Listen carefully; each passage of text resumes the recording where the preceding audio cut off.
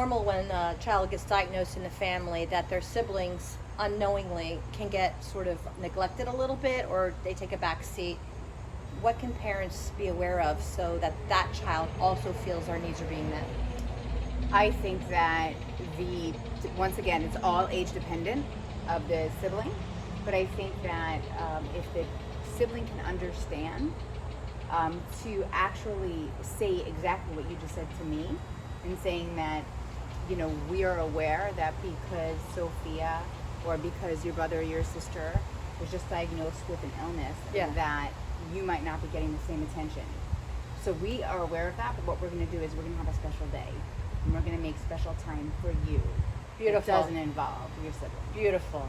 And I think a lot of times extended family or friends sometimes would make sure that they could help out more with that sibling, to have other play days and things like that. That was really helpful. So let's talk about food choices. This can often be a source of power struggle with parents and children. How involved should a parent be in food choices for their child? Of course, it's age dependent. Right. So I think that you kind of have to be like, how if you go to certain restaurants, you can take 5 from, column A and 3 from column B and 2 from column C. And I think that it kind of needs to be spread out like that so that they're not denied anything. Yes. And they don't feel that they can't have anything.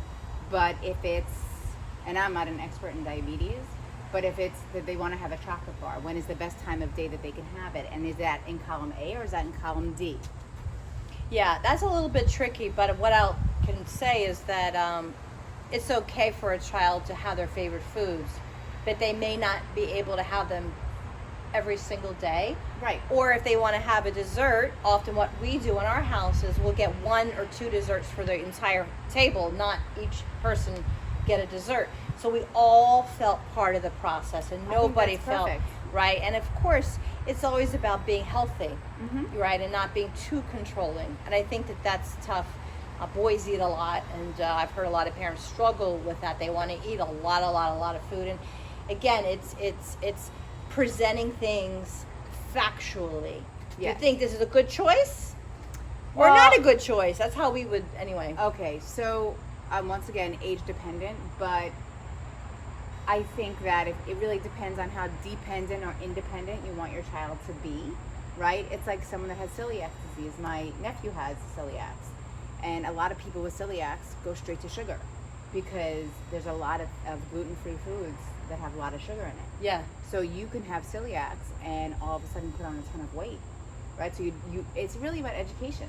Exactly. So it's education. But if you say, I guess it's always this, if you say you, right, then you're like all of a sudden putting that child in the spotlight instead of just kind of taking a step back and normalizing it and say, well, okay, so if you have this now, then then this is going to have to wait until tomorrow.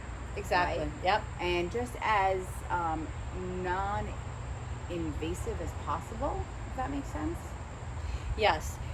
A lot of doctors, again, and practices in the beginning offer services for nutritional counseling, and I found that to be really helpful.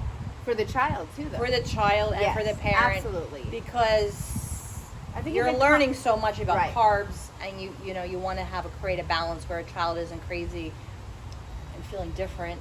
So yet they need to understand what's the cause and effect of certain foods. So I think the parent should maybe take themselves out of the equation and bring in a nutritionist. I agree. That's often it. You find your team of people that understand your family dynamic and what the child's needs are. Right. It has helpful because then it's not a war with the parent on every single issue. Right, and it's not bad, but then, depending once again on the age, there's, anorexia, there's bulimia, there are so many different, totally other topic, another video, yes. Right. Oh my gosh, absolutely. But, so you want it to come, I think you should have it come from a third party. I agree. So let's talk about language. It's very important. As you were saying you is very, feels a little bit like you're being attacked and singled out. So let's talk about that in terms of blood sugar. Kids are always looking at their Dexcom. They're 72, they're 100, they're 80. Subconsciously it says I'm a number. Subconsciously I'm not 100. Subconsciously I'm low. So how can you nip this in the bud? Is there any kind of language that you can use or things to be aware of when you're talking about blood sugar?